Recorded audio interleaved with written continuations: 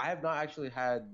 I don't know if we've had a review where I had an enemy do the same thing to me, but this Quinn did the exact same thing to me, where she just got like a kill on me and then just immediately left lane, and I couldn't handle it. Like I didn't know what to do because either Malzahar would hold my lane or Rengar would hold my lane, and I mean I had ult, but it was more of I had to go into lane anyways, and then I had to rotate after Quinn out of their gang, and I don't know if my timing was off or my tempo was off. Got it. Hey guys, if you're looking to understand how to beat specific champion matchups for your champion pool, like in the video you're just about to watch, please make sure you check out the links in the description below to get your game reviewed just like this one with me or one of my challenger coaches. Let's get into the video. I mean, it wasn't a good Quinn. She kept Eing before I had my W, so she just kept getting comboed. Okay. Strong level 1. Pantheon. I watched the spear shot videos. I was like, what champion should I play as well? And, you know, spear shot inspired me, bro. Disgusting route. Such a disgusting route. Oh, and you get out as well with a kill. Yeah. Lovely. Okay. Okay, so you and Quinn burn both sums. That's a big level 1 for you guys. Jesus. Yeah. Alright, cool. I don't mind the flash, because flash is better on you. So what's the game plan? Quinn versus Pantheon, and neither of you have sums. And you're up a kill. If she uses, so honestly, she still outranges me even with my Q. So all I have to do is just shove her, like level 3, I get another back, I probably get boots here, and then after that I can actually start 1v1ing her. First, she, like, before I shove, she wastes her E because she's trying to out-trade me because somehow I get her W. Then after her E, I just W immediately, and I get a free trade-off, and she can't contest me. Okay, awesome. So the Baus crash strat, basically. Yeah, like we talked about. Awesome. Yeah, and you've got the corrupting, like, 3-pot. It's just so crazy for that crash. I'm just sitting here. I want to try and poke her through the minions, if I can. But I have W, so I can't really do that right now. Nice. That trade's always fine. Make sure you're using your corrupting just before you take the trade. I didn't see if you did or not. So it applies the burn. After. Yeah. So if you know you're gonna trade here, see here, you gotta activate the corrupting because read what it does. So while your charge is being consumed, you're dealing that burn. So that 15 damage over 3 seconds. So it's not that much, but that's how you should be doing it. So it's almost like you think of it like an ability, particularly in a situation like this.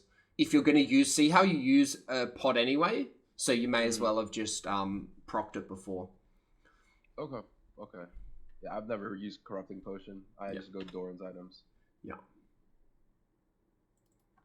You're a bit of a giga chap. What was your first item here? Was it the longsword or the corrupting potion? It was corrupting potion because it's a good matchup. Yeah. I didn't expect to get any kills. Okay. Okay, so you prefer the corrupting over Doran's shield? Yeah, it gives me early game trading value. Especially. Okay, I like that. Nice. So she kind of gets the priority push here.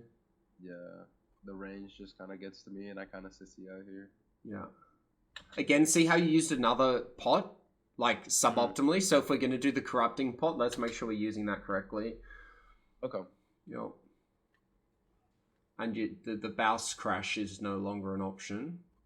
Yeah. But Jarvan's coming up. Yeah, nice. Yeah. But this is fine as well. I was quite surprised when you said you were going to push Quinn in. I'm like, I don't know how that's possible. So I was waiting to see it, but it's not it. Nice. This is such free lock up.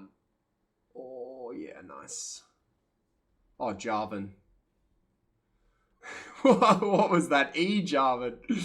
Naughty boy. Cool. Okay.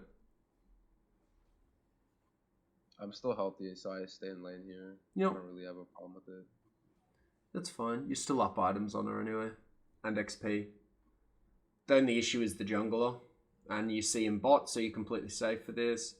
And you'll get the crash and a really good recall. Even if you get a little trade here, I'm really okay with that. Yeah. Yes. Okay, excellent. Good.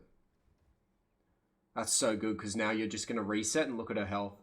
Okay, Jarvan comes back. That makes sense. Oh, this is a fail. This is an utter fail.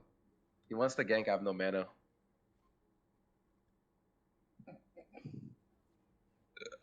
I have no mana. Oh no. Oh no. Okay. I think you communicate that. You got to like spam ping him away or something and just not commit to the gank. It was awkward by him as well because he should have just EQ'd that, but he never did. Yeah. I think I pinged in chat that my W wasn't gonna be up anyways. Yeah. Okay. Well, now she's back in the game. That entire gold lead you just had is evaporated. Bit of an inter. That's just discipline. I feel like if you were on a champ that you were a lot more comfortable with, you probably just would never have taken that trade because you're like, you know your limits. Yeah. Yeah, so now she does what you wanted to do to her. She gets the crash and the reset. Yeah. Okay. That's a combination of Jarvan being a bit silly, but you also just, like, denying. Like, if you don't go for that dive, he's not going to go for that dive, if that makes sense. Okay. Like, that jungler is never going to go for that dive on his own. He might get a little bit angry at you, but it's so much more worth it than 2 kills to Quinn after you developed a really good lead against her.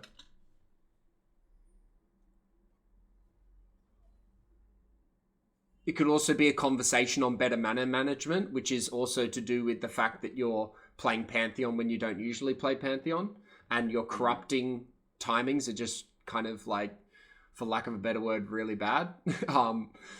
Because, like, look, you just used a corrupting pot then.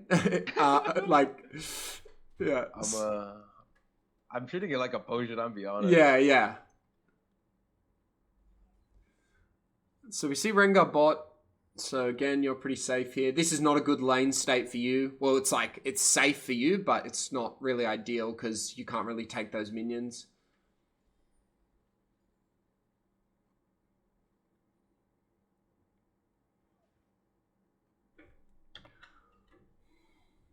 Cool.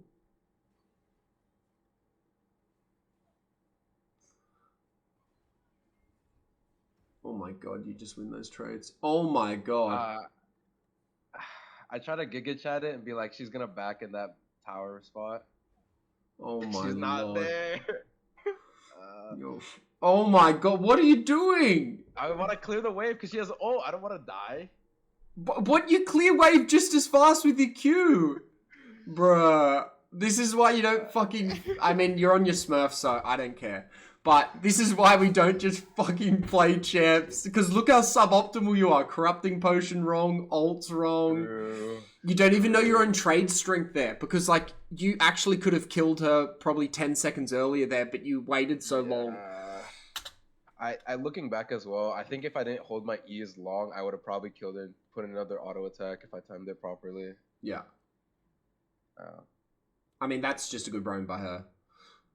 Yeah, she just doesn't touch lane anymore after this, and I just didn't know what to do because I would be held by Rengar or Malzahar, and I don't know if I was prioritizing the lane over her roaming or whatever it was, but like she'll go here and then I don't know if she dies or not. I back off, and then by the time I'm back into lane, she just isn't there.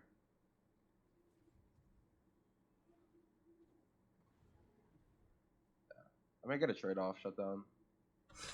Can't you interrupt her bounce on you with your stun? So like this, surely you can stun her before she hits you there, or not? I don't know how the interaction works. So the way it works, at least to my understanding, is we'll both get stunned, but I won't have my damage off because she backs up while she gets stunned. Got it. So she'll stun, but she'll end up back in this position. Yeah. Got it. Got it. Which is still really bad for me. So it's better for me to just E and then W. Yeah. But because this prevents the PTA proc and whatever. Got it. And why can't you E the first part of this? Will you still get CC'd with the E? No. So I'll be honest, that was just more of a reaction micro misplay for me. That was just me being bad. But yeah, you're supposed to E and then whenever she ease off of you, and you use your W, and then yeah. God, she's so bad at trades. Like, she walked into you here.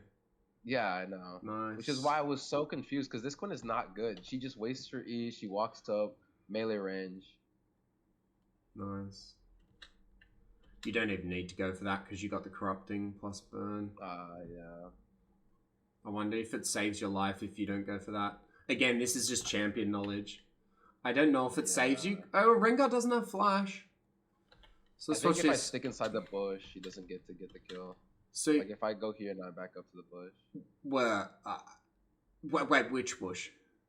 So like if I queue here, I think if I back up to the bush instead of keep going, I think Rengar doesn't get the empowered on me. Because the main reason he kills me here is because he gets the empowered.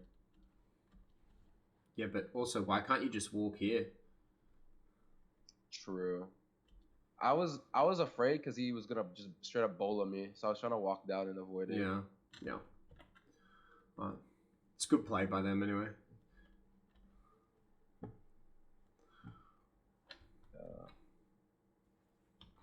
So the biggest mistake here was giving Quinn the 2 kills because this allows her to roam a lot more.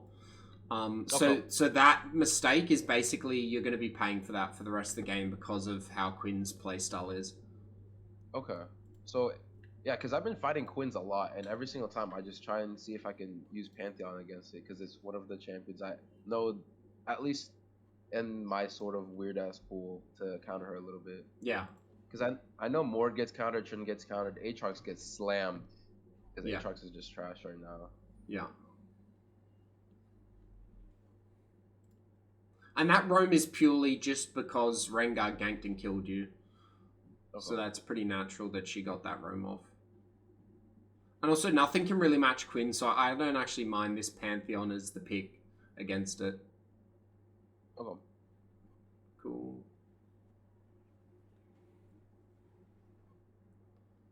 Oh. Okay. Yeah, I just have to walk away from this. Because Lysandra doesn't have anything. Yeah.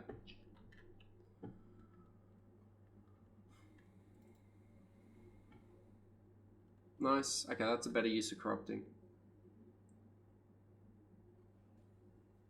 Cool. As soon as she misses, you just gotta hard push this. Yeah. Okay. So. Because her playstyle is just roaming, like you can tell. She's not going to be strategic and like try and gank you here. So this is good. Rotate. I mean, she's probably going to gank bot or something next. Yeah. Okay. So I remember when we were doing the game against the Shen, and he would just ult because of my wave management being so trash. He would just ult silly, and I couldn't punish him for it. Yeah. Would it apply here, where whenever she backs, I just have to instantly shove it, so she either responds to her, so she either ganks or responds to her wave crashing in?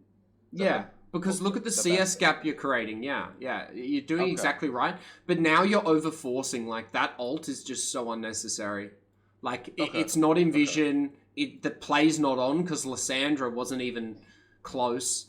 It was just all again. It's like if you had as many Pantheon games as you did Tryndamere, I think none of these mistakes would happen. But it's just because you're learning on the Panth, so you're doing all these things really suboptimally. But yeah, basically shove and then rotate. Because look at the CS lead you've already created here.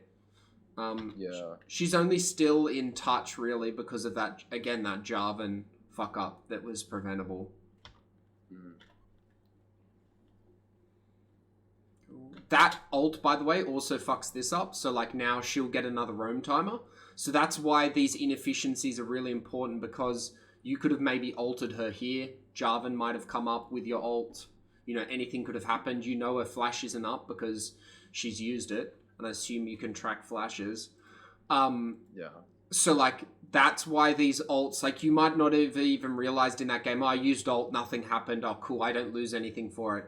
But she'll just get prior. So, like, in a game like Quinn, you really can't be giving her prior for free, which is basically what you did with that ult. Okay. See, ult here would have been perfect. I like that a bit, I'm be honest. Yeah. That's why I just AFK walked into her. Yeah. So here, if she just disappears, I just shove immediately, and I. Yeah. Yeah. Okay. Again, okay. No way she takes the trade. Okay. Yeah. I know a little bit of the tech. Like if it's a range, I just cut him into a bush, and I just cheese him with a W. It's pretty easy. Okay. So here, why don't we wait in the tri-bush for her? So here we push the wave, and you know what this Quinn is trying to do every single time she finishes a wave, she roams. So why are we waiting in this bush versus this bush? It's the exact same outcome. True. But watch what happens if you go into this bush. See, you even come over. Look what happens. That's a kill. Okay. Because this is her roam. This is how she roams every single time. She'll either go through river or through here. Okay. So you shouldn't be warding back here. You should be warding here and standing here if we're trying to deny the Quinn's roam. Okay. Which is what you're saying you want to do, and which is the correct play. Okay. I see. Okay. Yeah. And maybe you... Okay, I was going to say maybe you catch... See how she's just waiting for that roam timer? Yeah. Okay, so if I play against her, my main goal is just to prevent her win con of roaming. Like at all possible chances. Okay. Yeah. Okay. Yeah. Especially in a circumstance like that where you have the wave prio, you shouldn't just be autopilot AFK in lane sitting here. You should be blocking her roam routes. All right. Yeah. Because you create yourself a win condition there by getting kills, which Pantheon loves, but you're also denying this Quinn's only win condition, which is getting away from lane. Okay. I see. Now you've basically given her another roam timer. There we go. This is good. I don't catch her in time. So fast. So good. Again, you could have used your flash. I don't know if you know Quinn's flash time is up, but I'm pretty sure you kill her there with flash ignite, but maybe not. Yeah. Cool. This is the Malzahar roam incident. Again, all prevented if we are on here instead of up here. Okay. Yeah. She gets a level up. I don't get killed. Yeah. Okay.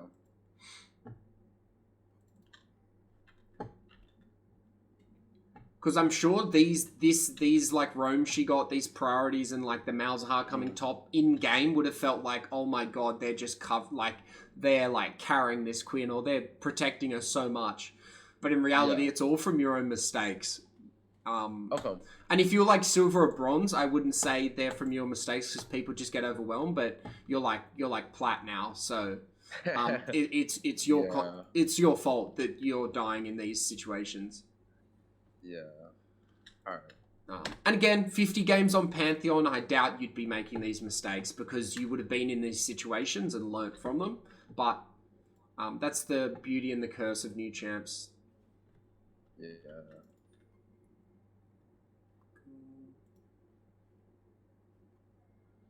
Okay, goes for the ult. Nice. Oh, that's so nice that it procs the Malzahar's spell shield. Yeah. Perfect. Again, this is all the consequence of this. Never killing her here is all this fault, and now people are getting... Oh no, you're spamming this. I thought people were pinging you. Yeah. Again, this is all because, Yeah. The Zyra and the MF just refused to play this game after a certain point. I don't think it was because of the coin. I think it was because they're talking to themselves and they're just flame the fuck out of each other. But Quinn must have not helped at all. Yeah. Again, even though you're up 40 CS, she's gotten this crazy... Like, she's still ahead of you because she keeps getting kills roaming. Okay. Oh my god, he hurts. Yeah, he went collector first item. Jesus, what a fucking psycho. I guess he's got 7 kills. Oh. Yeah.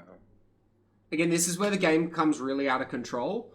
Like, every decision before these 14 minutes, you had a lot of control over the outcomes of whether Quinn gets fed, whether you die to the Rengar. But now, because you keep dying and you keep falling out of tempo, you're always playing catch up. And because the enemy team's ahead, and because Quinn is like roaming bot, gets double kills, it means Rengar is allowed to come top for free, or Malzahar's allowed to come top, because Quinn is creating either priority or pressure, which then allows the Rengar to do, unique things. And he's a pretty good jungler for doing it. Like, the 2 ganks he's done on you have been actually really good, and he's a very smart jungler, but that's what you're going to be versing now in Plat. Okay. Yeah. It's a new matchup. When I was going up in gold, at least on the main, I like barely met Quins. I don't know if it was because it's a high skill floor or whatever, but Yeah. it's just a new matchup I have not been able to like play against. Yeah. I'm actually really happy. Like, I think I looked at your win rates and I said I don't want to see a Pantheon, but I think if you're doing it specifically to counter something like Quinn, where you don't have an answer for it in your champ pool, I'm completely fine with this. Because your Pantheon baseline's pretty good here. It's just some mistakes that I think you're now aware of. And that will get ironed out with a bit of volume. And you're playing on your Smurf, so let's learn some champs in a really high elo. It's a great learning experience for you. All right.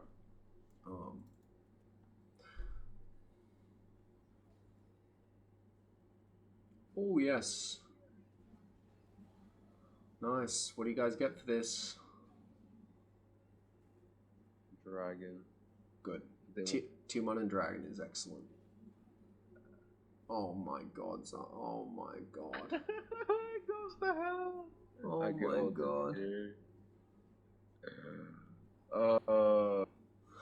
Goes to hell. I mean, to be honest, I don't know why you guys are going Tier 1 over Dragon, but it's kind of, Yeah.